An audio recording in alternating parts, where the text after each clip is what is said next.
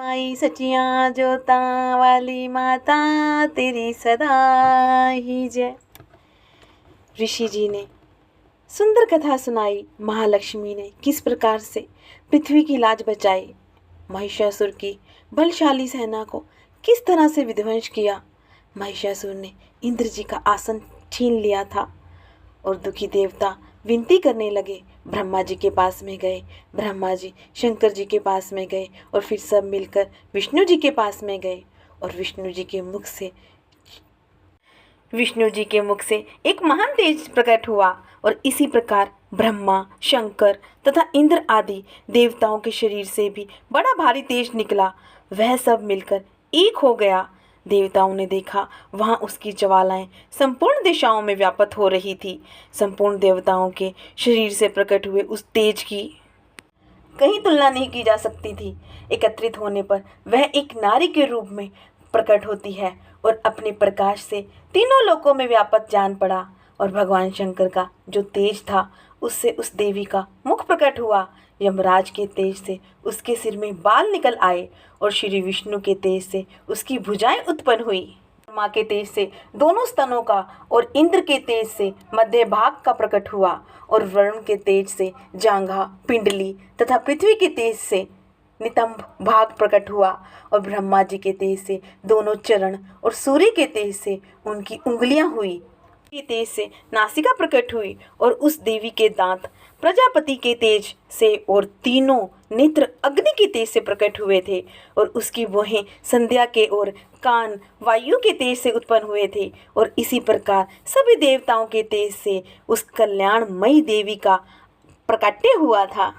ने दिव्य वस्त्र भेंट किए और साथ ही उन्होंने दिव्य चूड़ामणि, 2 कुंडल, कड़े, उज्ज्वल अर्धचंद्र, सब बाहों के लिए कियूर, दोनों चरणों के लिए निर्मल नुपुर, गले की सुंदर हसली और सब उंगलियों में पहनने के लिए रत्नों की बनी हुई अंगूठियां भी दी थी। और विश्वकर्मा ने उन्हें अत्यंत निर्मल फरसा भेंट दिया और साथ ही अनेक प्रकार के अस्त्र शस्त्र कवच से सुशोभित माँ बड़ी सुंदर लग रही थी।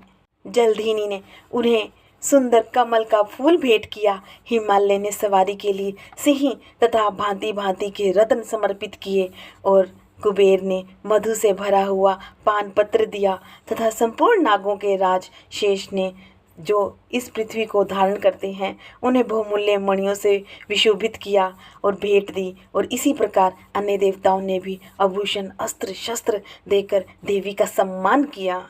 माँ ने गर्जना की, उनके भयंकर नाद से संपूर्ण आकाश गूंज उठा।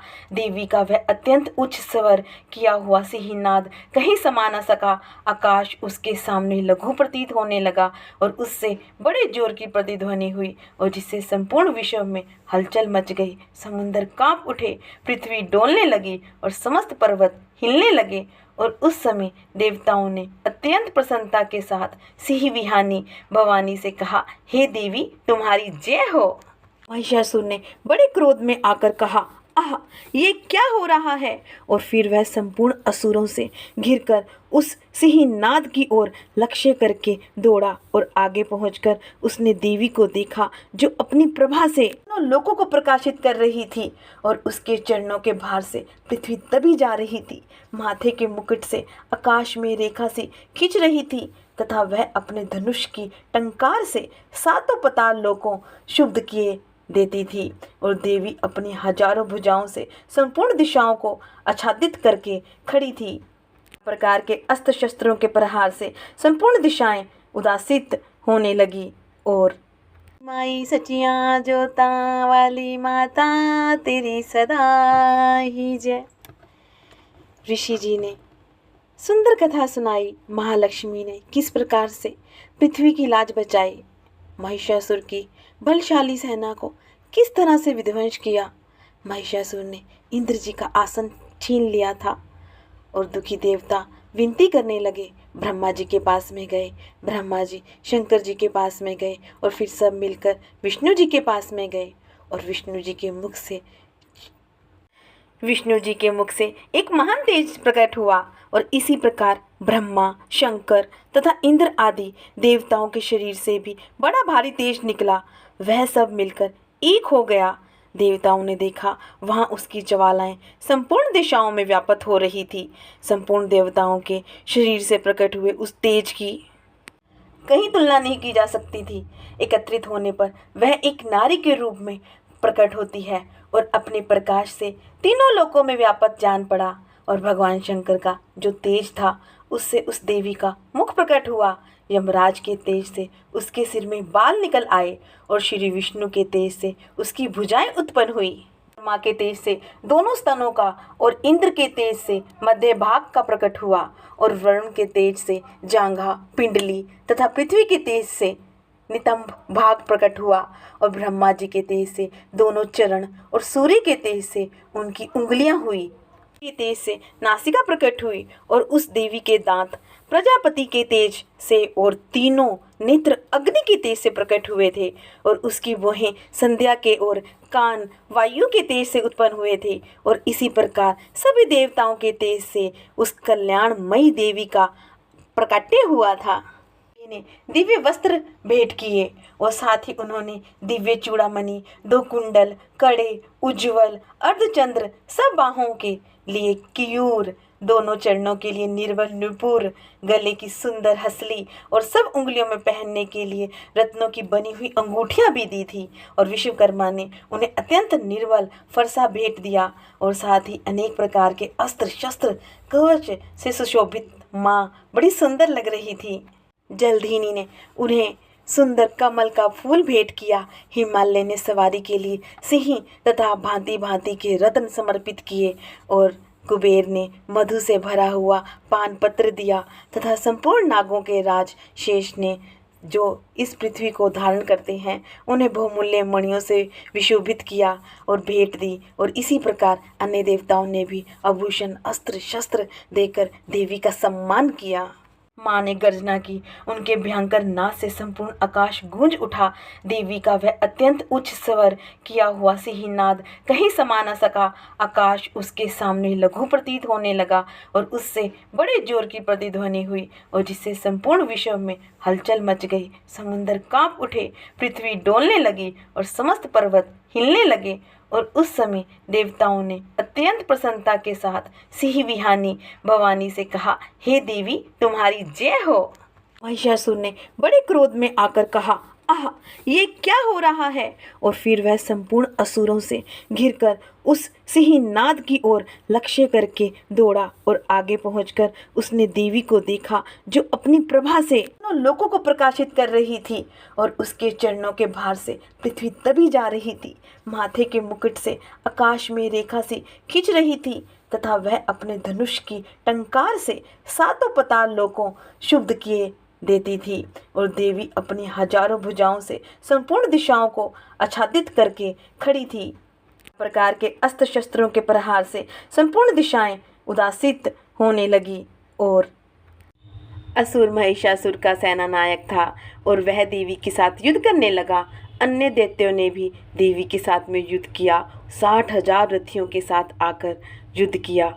और फिर वह 80 लोमा नाम का महादैत्य 5 करोड़ रथी सैनिकों सहित युद्ध में आ डटा। कुछ दूसरे दैत्यों ने खड़ग प्रहार करके देवी को मार डालने का उद्योग किया और देवी ने भी क्रोध में भरकर खेल खेल में ही अपने अस्त्र शस्त्रों की वर्षा करके दैत्यों वे समस्त अस्त्र शस्त्र काट डाले। और भगवती के मुख पर थकावट का रंच मात्र भी चिन्ह नहीं था। देवता और ऋषि उनकी स्तुति करते थे और वे भगवती परमेश्वरी दैत्यों के शरीरों पर अस्त्र शस्त्रों की वर्षा करती रही। देवी का वाहन सिंह भी क्रोध में भरकर गर्दन के बालों को हिलाता हुआ असुरों की सेना में इस प्रकार विचरने लगा मानो वनों में दावानल फैल रहा हो।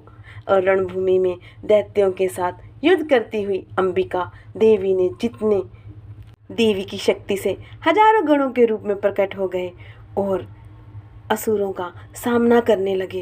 देवी की शक्ति से बड़े हुए वे गण असुरों का नाश करते हुए नगाड़ा और शंख आदि बजाने लगे।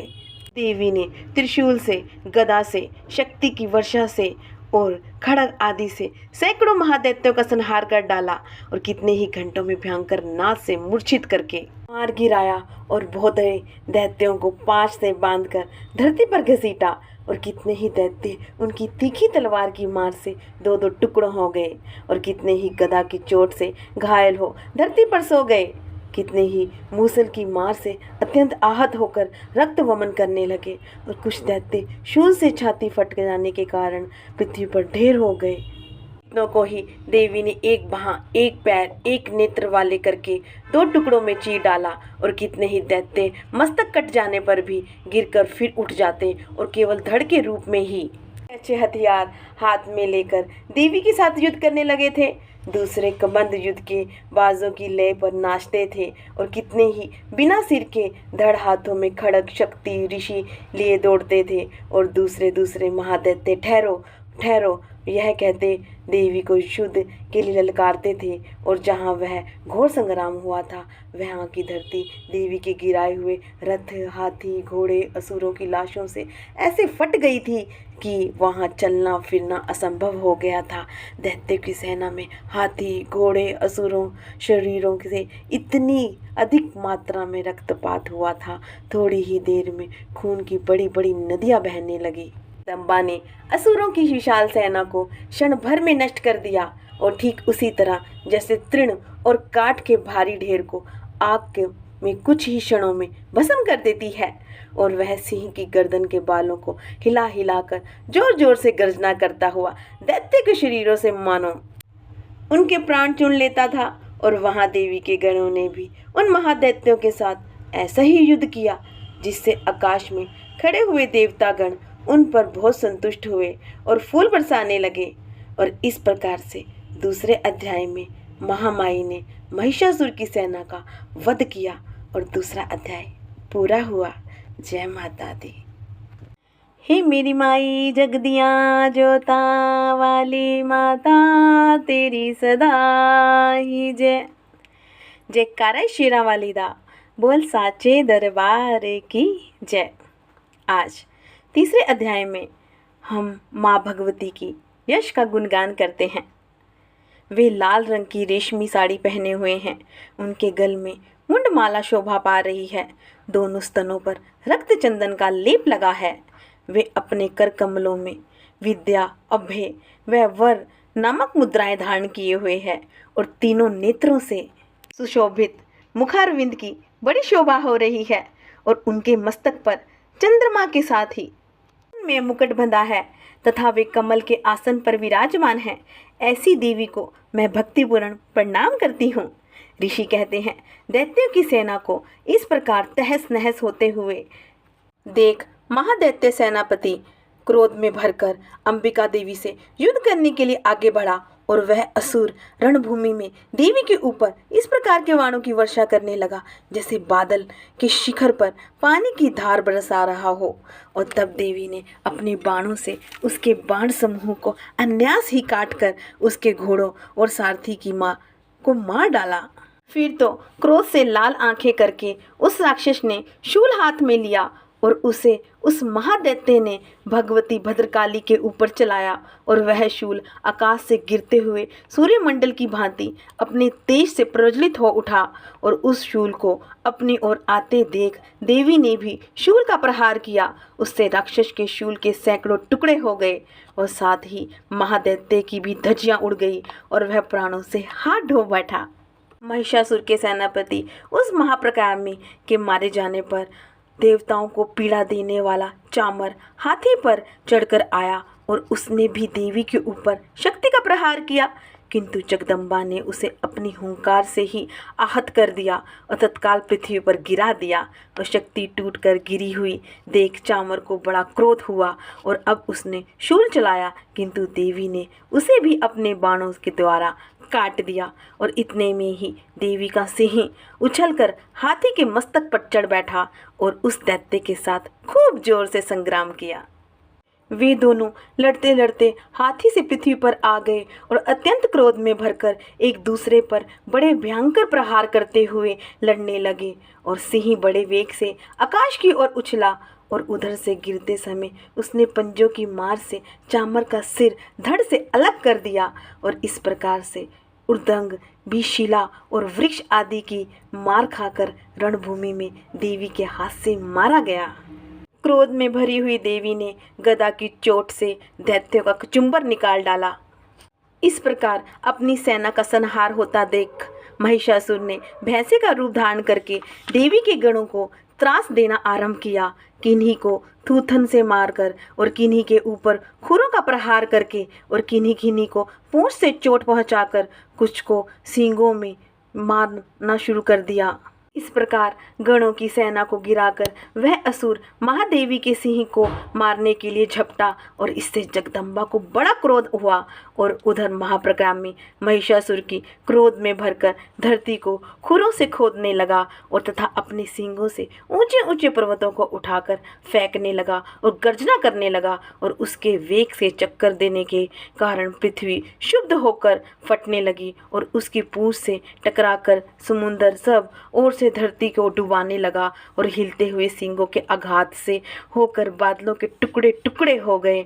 और उसके श्वास की प्रचंड वायु के वेग से उड़े हुए सैकड़ों पर्वत आकाश से गिरने लगे। और इस प्रकार क्रोध में भरे हुए उस महादैत्य को अपनी ओर आता देखकर चंडिका ने उसका वध करने के लिए क्रोध किया। उन्होंने पाश फेंककर उस महान असुर को बांध लिया और उस महासंग्राम में बंध जाने पर उसने भैंसे का रूप त्याग दिया और तत्काल सिंह के रूप में वह प्रकट हो गया। और उस अवस्था में जगदम्बा ज्यों ही उसका मस्तक काटने के लिए हुई और त्यों ही वह खड्गधारी पुरुष रूप में दिखाई देने लगा। और तब देवी ने तुरंत ही बाणों की वर्षा करके ढाल और तलवार के साथ उस पुरुष को भी बांध डाला और इतने में ही वह महान गजराज के रूप में परिणित हो गया।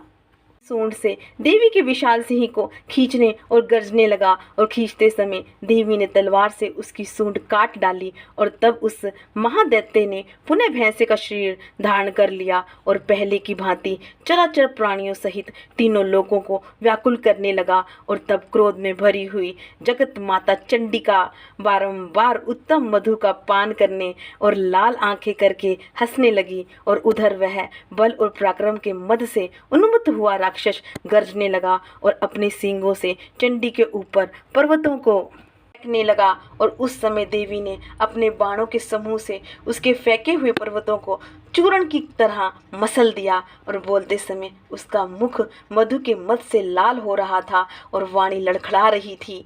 देवी ने कहा, ओ मूढ़, और मैं जब तक मधु पीती हूँ तब तक तू क्षण भर के लिए खूब गरज ले और मेरे हाथ से यही तेरी मृत्यु हो जाने पर अब शीघ्र ही देवता की गर्जना करेंगे।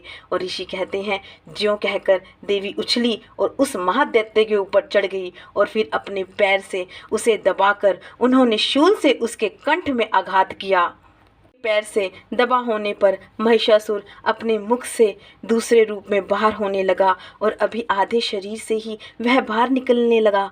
और देवी ने अपने प्रभाव से उसे रोक दिया और आधा निकला होने पर भी वह माँ दैत्य देवी से युद्ध करने लगा। और तब देवी ने बहुत बड़ी तलवार से उसका मस्तक काट दिया। और फिर तो हाहाकार करती हुई दैत्यों की सारी सेना भाग गई और संपूर्ण देवता अत्यंत प्रसन्न हुए। और देवताओं ने महर्षियों के साथ दुर्गा देवी का स्तवन किया और गंधर्वराज गाने लगे तथा अप्सराएं नृत्य करने लगी। शक्ति ने धर्म की रक्षा करी, सभी देवों ने यश गाया, माँ ने महिषासुर का वध किया और यह तीसरा अध्याय कहलाया। प्रेम से बोलो जय माता दी। शक्ति ने धर्म की रक्षा करी, सभी देवों ने यश गाया, माँ ने महिषासुर का वध किया और यह तीसरा अध्याय कहलाया। प्रेम से बोलो जय माता दी।